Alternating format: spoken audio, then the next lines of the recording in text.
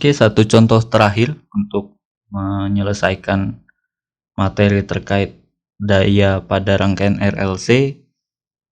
Di sini ada contoh, faktor daya suatu beban yang telah dikoreksi adalah 0,9 lagging. Yang perlu digarisbawahi adalah di sini telah dikoreksi. Lihat, telah dikoreksi. Jadi ini hasil setelah dikoreksi adalah 0,9 lagging. Jadi setelah dikoreksi dia 0,9 lagging, berarti kita tahu PF aksennya adalah 0,9 lagging. Pengkoreksian dilakukan dengan cara menambahkan 20 kVAR kapasitor. Kita tahu berarti koreksinya, Q koreksi, ini pengkoreksian dilakukan dengan cara menambahkan 20 kVAR kapasitor. Dari pernyataan yang ini kita tahu beberapa informasi, yaitu yang pertama penambahannya adalah 20 kVAR. Jadi Q koreksi adalah 20 kilofarad kapasitor, maka dia leading. Kalau leading dia arahnya ke bawah. Paralel, ya karena paralel, maka dari paralel kita tahu P-nya tetap, berarti P tetap. Jika daya akhir adalah 185 kVA, jadi daya akhir, kita tahu ini daya akhir. Daya akhir adalah 185 kVA, maka yang kita dapat dari sini adalah daya akhir S aksen adalah 185 kVA. Yang ditanyakan tentukan segitiga daya sebelum diperbaiki. Jadi kalau contoh sebelumnya tentukan segitiga daya setelah diperbaiki, kalau ini sebelum diperbaiki. Jadi kita buat dulu pertama S aksennya adalah 185 kVA. Kita tahu dari sini maka PF aksen dari PF aksen sama dengan 0,9 lagging. Maka kita bisa gambarkan seperti ini. P-nya seperti ini. Karena lagging dia ke atas, berarti Q-nya kira-kira ke atas. Seperti ini. Ini Q aksen. Ini P-nya nilainya tetap, dan ini adalah nilai S aksen. S aksen. Di mana nilai ini PF-nya 0,9 lagging, dari sini kita tahu cos theta sama dengan 0,9, maka theta-nya sama dengan 26 derajat. Maka di sini adalah theta aksen sama dengan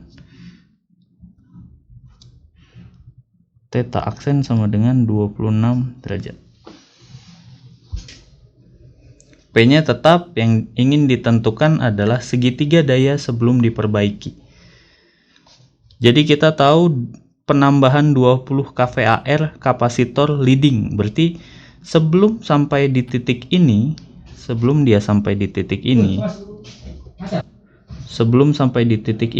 maka dia sudah dikoreksi sejauh 20 kVAR leading.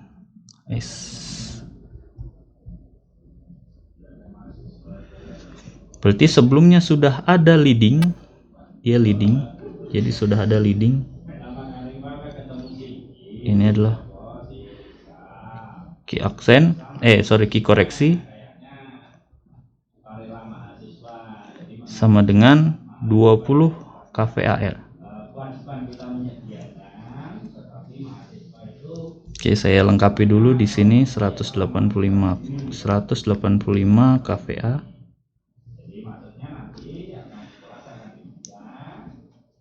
Jadi koreksinya adalah 20 kVAR. Jadi kenapa dia arahnya ke bawah? Karena dia leading.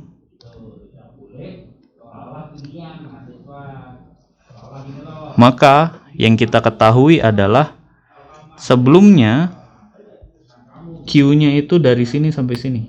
Q sebelum dikoreksi itu adalah yang ini. Ini adalah Q sebelum dikoreksi. Sehingga kita juga tahu nilai S sebelum dikoreksinya adalah yang ini.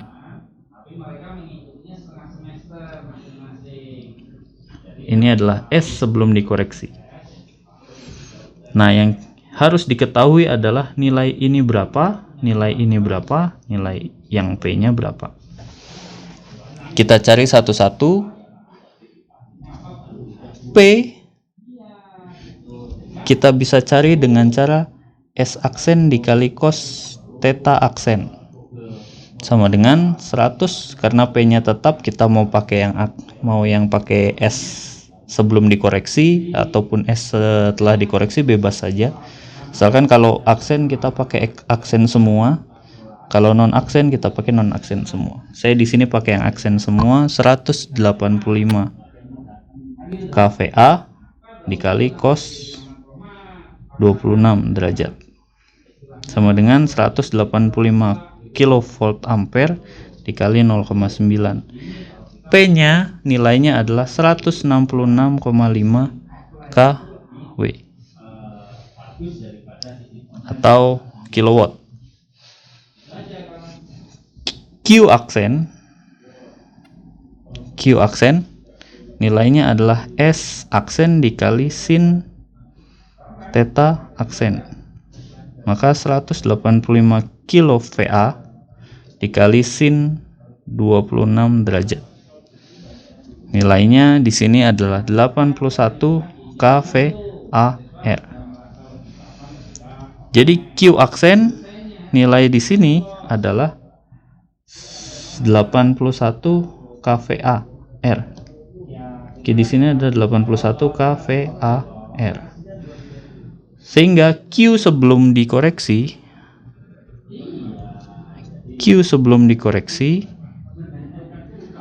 nilainya adalah 81 ditambah 20.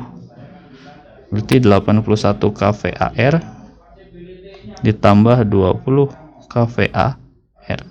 Nilainya adalah 101 kVAR. Sehingga yang ini nilainya adalah Q yang ini adalah 101 kVAR. P-nya tetap, nilai P-nya tetap. P-nya itu nilainya adalah 166,5 kilowatt. Yang harus dicari adalah nilai S-nya ini. Maka nilai S adalah akar dari P kuadrat ditambah Q kuadrat. Nilainya adalah akar dari 166,5 kuadrat ditambah 101 kuadrat. Nilainya adalah 194,6 kVA.